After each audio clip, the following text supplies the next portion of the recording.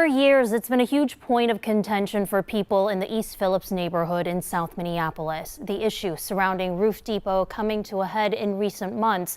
The future of the site has been at the center of protests, clashes at city council, and lawsuits. For a long time, the community and the city did not see eye to eye, with the city wanting to demolish the old building to expand its public works facility and many residents wanting to turn it into an indoor urban farm. But now there's an agreement and a way forward. Heidi has been following this story, and Heidi, we're getting a better idea of what exactly is coming next. Yeah, that's right, Sharon. The city has agreed to drop its plan and sell the site if this community nonprofit can raise the funds needed. State legislators helped secure some money that paves a path forward. We're now getting a better look at the community's vision for the site and what needs to happen in the next year to make it possible. The community's vision for the Roof Depot site in South Minneapolis is becoming closer to reality.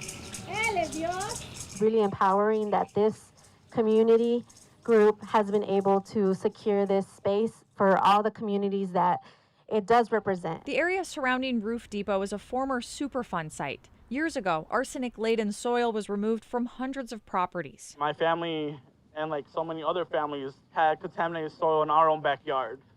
We would eat fruits and vegetables from contaminated soil. East Phillips Neighborhood Institute, or EPNI, stopped the city from demolishing the building. Now EPNI has reached a deal with the city to buy it. This is a big, big victory. New renderings show EPNI's vision for an indoor urban farm and community hub, including aquaponics and solar panels. The East Phillips neighborhood has a majority of BIPOC residents, and a third live below the poverty line. The space would include job training sites, services for the unhoused, and green jobs. What we have here is very high-level conceptual ideas, but they represent the passion and the feelings that we have, I think, as a community about what can just be the beginning. The city of Minneapolis says they've already put $16.7 million into the project, which will need to be repaid. The state is providing a $4.5 million grant to the city to relocate its proposed public works facility and an extra $2 million toward its purchase price. It was hard sometimes to get people on board with this, right? I think that there was some reticence from, kind of this idea of what role do we play getting involved between kind of a conflict between the community and the city. Community-oriented investors plan to provide $3.7 million. Those funds need to come through by September 8th. If that happens, the state will commit another $5.7 million. We plan to do so well that even the mayor, Jacob Fry, will come begging to be at the groundbreaking and the ribbon cutting on this project. In a statement, Mayor Fry said, quote, "The city's goal since the start of this process has been to build a facility that allows us to continue to provide clean water to the people of Minneapolis.